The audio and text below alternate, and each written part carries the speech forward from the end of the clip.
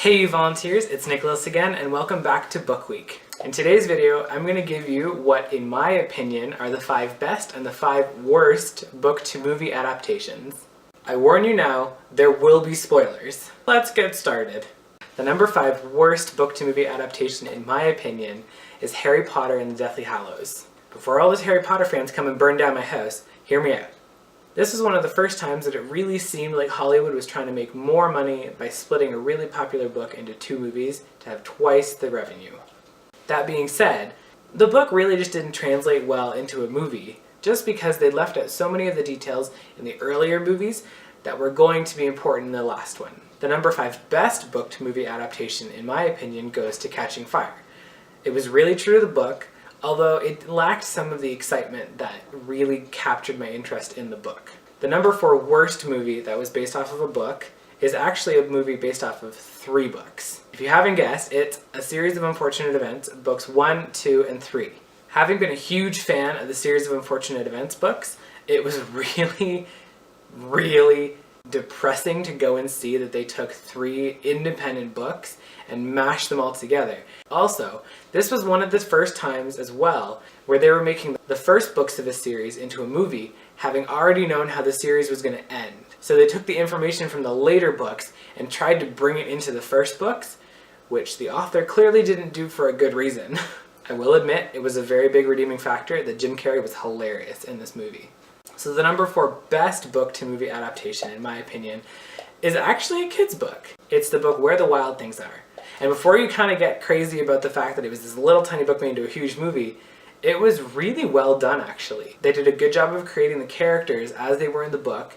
Also, it was kind of awesome to see a book that I love turned into a movie where you can actually see the characters and the pictures move.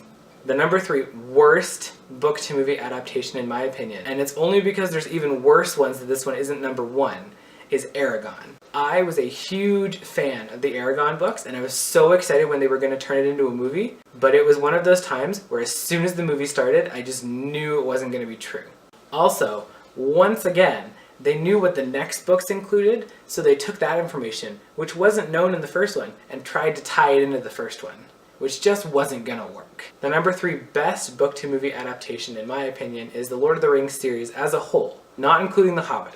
Because in case you didn't know, The Lord of the Rings is one book separated into 3 volumes. They stayed really true to the story in the sense that they didn't add anything extra. This was cool because even though they had to remove some information because there is so much going on, they tried to stay as true as possible to the book. And the number 2 worst, wish I had never seen it, maybe shouldn't have been made into a movie, book-to-movie adaptation is definitely Voyage of the Dawn Treader. Start off, I will give them the fact that in the book, it is the most roundabout, no real heavy plotline book ever, but when you're making a movie, you don't just say, we don't have a villain, let's put in smoke. You go from this book, which is all about finding what you're looking for and searching and finding yourself as a person, to this movie that's all about, ooh, better steer clear of the mysterious smoke which we're going to sacrifice people to, and then go and find an island made of smoke. And after we find the smoke island, everything will be alright. No, it will not be alright. You'll have made a horrible movie that's a disgrace. Funnily enough, the number 2 best book-to-movie adaptation would have to be another book in that series, which is The Lion, the Witch, and the Wardrobe.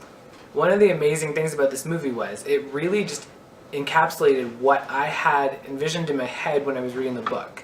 They went to amazing lengths when it came to making an amazing movie based off of the imagery in an amazing book. Before I get to the number 1 best and the number 1 worst book-to-movie adaptation, there are a couple honorable mentions that I couldn't put on the list because they're technically not released yet.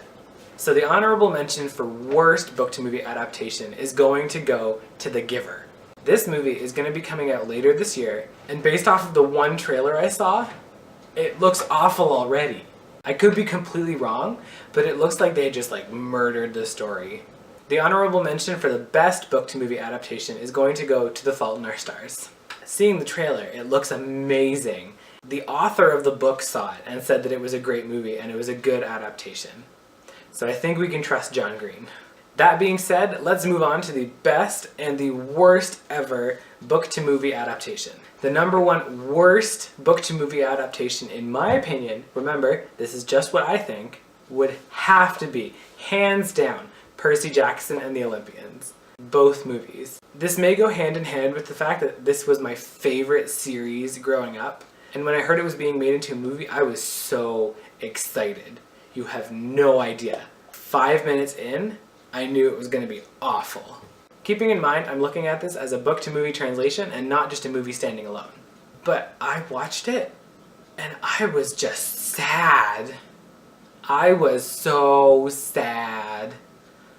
Like, I left the theater depressed because I thought it was going to be amazing, and it was nothing like the book.